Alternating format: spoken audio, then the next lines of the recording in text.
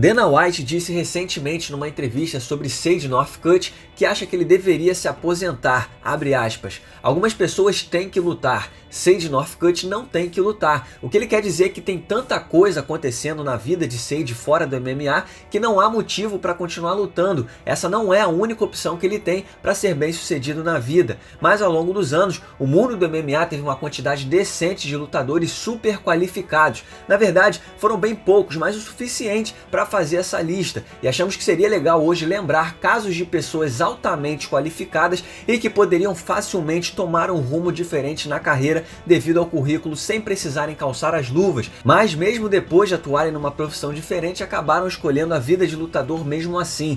Então já deixa o like e se inscreve no canal, porque eu sou o Coutinho do MMA no Ponto e aqui vão 10 lutadores super qualificados do MMA. Número 10, Joe Lauzon, o rei do bônus de finalizações da noite, o homem com o maior número de finalizações na história do peso leve, ele que já ganhou 7 vezes o prêmio de luta da noite, participou do TUF mesmo depois de já ter entrado no UFC, ele é um dos lutadores mais sangrentos e empolgantes de todos os tempos, ele é Joe Lauzon. Joe já estava mandando bem na carreira no MMA quando recebeu o diploma de Ciência de Computação do Instituto de Tecnologia de Wentworth. Mas durante sua ascensão no esporte, ele também trabalhou como administrador de rede para uma companhia baseada em Cambridge, cumprindo 30 horas semanais junto a uma rotina de treinos. Joe aparecia para trabalhar com suas olheiras e seus machucados, resolvia seu problema de rede e depois ia para a academia treinar MMA. Ele levou essa vida dupla até sua estreia no UFC, quando seus colegas de trabalho descobriram que ele também era lutador de MMA, e a partir dali, segundo Joe, as pessoas começaram a perguntar menos sobre os problemas de rede e começaram a perguntar mais sobre como finalizar alguém. Com o tempo, Joe acabou deixando o trabalho tecnológico para trás,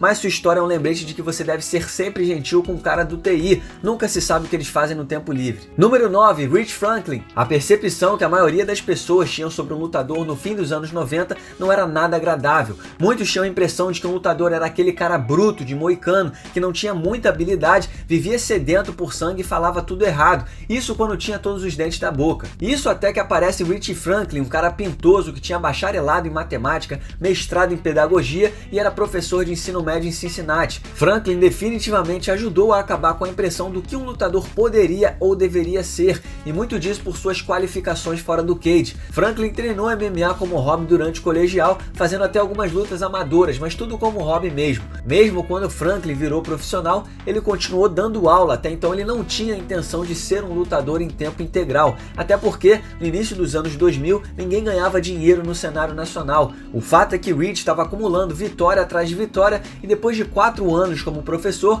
o Jim Carrey do MMA pensou, talvez eu deva lutar em tempo integral. Como todo mundo sabe, Rich Franklin se tornou o campeão dos médios do UFC e entrou para o Hall da Fama da organização, mas nunca é demais reforçar o quanto ele ajudou a mudar a percepção pública de um lutador de MMA ao longo de sua carreira como professor. Número 8, Jeff Monson. Todo mundo tá careca de saber que não se julga um livro pela capa, mas quando você olha para Jeff Monson, a última coisa que você vai pensar é o seguinte: acho que esse cara pode muito bem me ajudar e ajudar minha família a resolver os nossos problemas. Mas repito, não se julga um livro pela capa, e é por isso que há muito mais por trás da montanha de músculos e as 38 vitórias por finalização como peso pesado. Antes de se tornar uma figura conhecida no mundo das lutas, Jeff Monson foi wrestler no colegial e campeão no estado de Oregon. Ele acabou na Universidade de Illinois, onde se formou em psicologia. Agora, esse diploma por si só não rende tantas oportunidades, mas quem disse que Monson parou por aí? Ele fez mestrado em psicologia na Universidade de Minnesota do Lu, enquanto também era treinador do time de wrestling da universidade. Nos 5 anos seguintes, Monson trabalhou na indústria de saúde mental, trabalhando como avaliador de crise em Washington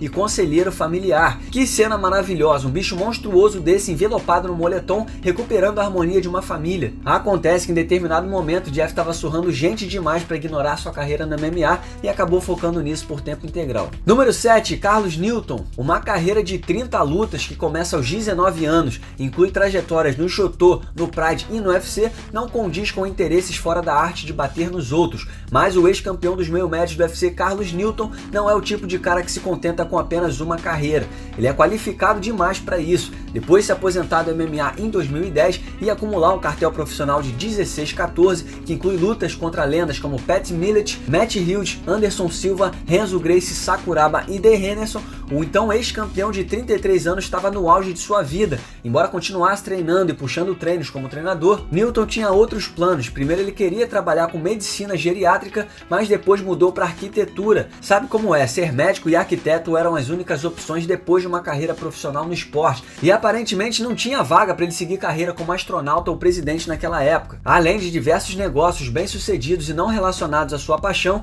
Newton acabou trabalhando em tempo integral sendo arquiteto. Ele mesmo construiu sua própria academia em Ontário, Canadá, chamada Newton MMA, onde, segundo suas redes sociais, ele continua treinando e dando aula. Do MMA à arquitetura e de volta ao MMA, o ciclo da superqualificação. Número 6, Philip Nover. Honestamente é difícil pensar em trabalhos que poderiam ser mais estressantes do que ficar trancado num cage diante de milhares de pessoas e ter que evitar uma surra de alguém treinado para lutar MMA. Mas um bom exemplo seria trabalhar num plantão médico, e é exatamente isso que Philip Nover tem feito desde 2005, alguns anos antes de começar sua carreira no UFC. Nover trabalhou como enfermeiro registrado no departamento de emergência de um hospital de Nova York por 3 anos e também trabalha com cardiologia e radiologia desde então. O pai do lutador era enfermeiro e o encorajou a seguir carreira por conta da estabilidade do trabalho. E claro, é uma ótima opção considerando os altos e baixos do mundo das lutas. Artista marcial de longa data, Nover começou a carreira no UFC em 2008 como vice-campeão da 8ª temporada do TUF e acabou tendo 2 passagens pela organização e fazendo até uma luta pelo Bellator. Nover se aposentou do MMA em 2017 depois de uma derrota no UFC 208, mas ele seguiu carreira como o enfermeiro mais casca-grossa do planeta. Número 5, Shane Carwin. Shane Carwin parece um monstro capaz de partir um corpo humano em 2 apenas com as próprias mãos, mas existe um lado de Shane Carwin que você talvez não conheça. Carwin chegou ao UFC como a personificação da violência, somando 8 vitórias no primeiro round nas 8 primeiras lutas antes de chegar à organização. Sua trajetória de destruição seguiria em frente até o cinturão do UFC, vencendo 4 lutas consecutivas no octógono até ser derrotado pelo gigante Brock Lesnar. Acredite você ou não, Shane trabalhava como engenheiro civil em paralelo à carreira de lutador. No sábado à noite ele estava arrancando a cabeça de alguém, mas na manhã de segunda-feira ele estava trabalhando para que a água chegasse ao cidadão de Colorado. Shane tem 2 diplomas, um em tecnologia ambiental e outro em engenharia mecânica. De 2002 até hoje, Carwin tem trabalhado em engenharia, inclusive durante sua trajetória impressionante no UFC, o que é insano. E embora seja bizarro imaginar aquela mão gigante trabalhando num teclado,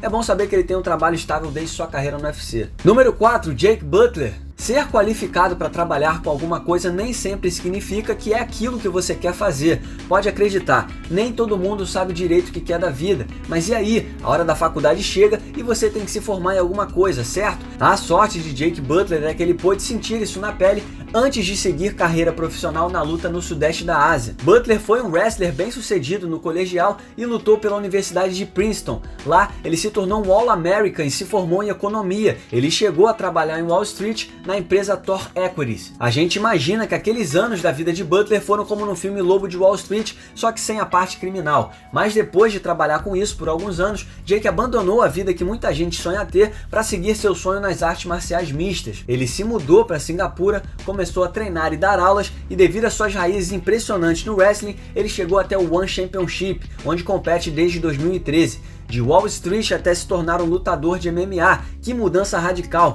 Lembrem-se disso, crianças. Fazer algo que te deixa rico não significa que é isso que você realmente quer fazer da sua vida. Mas se eu fosse você, eu ficaria nessa, já que ter estabilidade financeira deve ser bom demais. Número 3, Hadi Ferguson. Você talvez não conheça Hadi Ferguson, mas ele talvez seja uma das pessoas mais capacitadas da história a se trancar num cage para lutar por dinheiro contra outra pessoa. Tudo o que esse cara fez na vida foi vencer. Ferguson, que é primo de outro Ferguson famoso no MMA, o Kevin Ferguson, conhecido como Kimbo Slice, começou a treinar judô aos 7 anos de idade, antes que os esportes de combate fossem para o banco de trás até o colegial. Por causa do futebol americano, Ferguson ganhou uma bolsa de estudos na Universidade de Howard e praticava 3 esportes diferentes no colegial. Esse cara jogou futebol americano, lutou wrestling e foi do time de atletismo. Ele deve ter algum tipo de graduação especial para conseguir focar em tudo que é esporte, certo? Errado, ele é formado em engenharia mecânica e mestre em educação exclusivamente com notas altas. Lembram do hobby que ele tinha de lutar judô quando criança? Bem, isso se transformou em 4 títulos nacionais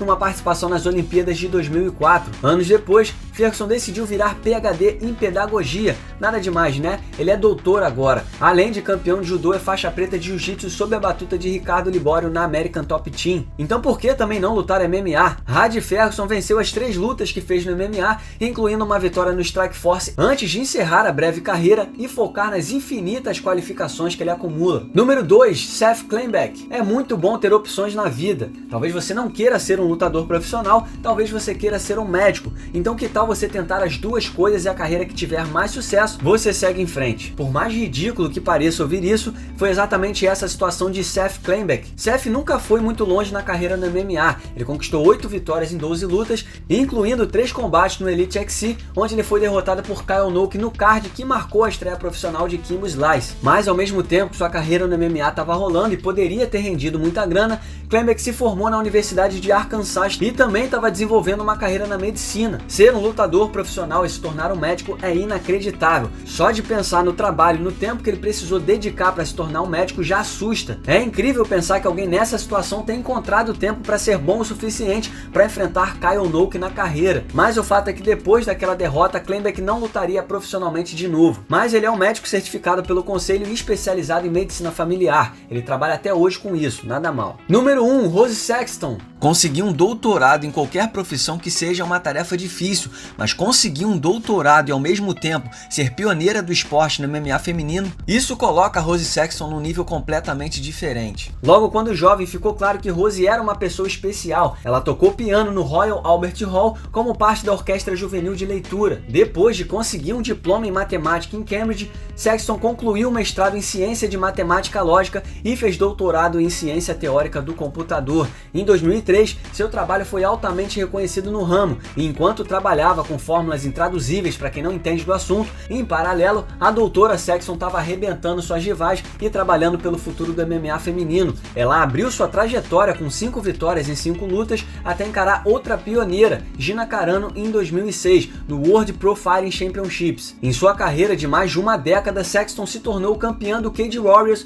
do Bodo Fight, e ela também foi a primeira lutadora britânica a competir no UFC. Faixa preta de Taekwondo e Jiu-Jitsu, Rose tem vitórias notáveis contra Roxane Modafferi e Aislinn Daly, e até já enfrentou Joanna Jedrzejczyk antes dela chegar ao UFC. Tudo isso sendo mais esperta que o maluco do Jurassic Park. Um exemplo claro de alguém que não precisava sair na porrada com tantas qualificações, mas o fez mesmo assim, e somos gratos por isso. E aqui vai um salve para Tommy Tuhold, que escreveu essa lista. Você pode seguir o Tommy no Twitter através do @TommyTuhold. E o outro salve é para Tom MJ Moore, que editou esse vídeo. Você pode seguir o Tom no Instagram através do @TomMJMoore. Muito obrigado por assistir, não se esqueça de deixar o like e se inscrever no canal. Nós teremos vídeos semanais por aqui. Deixe também o seu comentário sobre o vídeo logo abaixo e siga-nos nas redes sociais. Muito obrigado mais uma vez e até o próximo vídeo.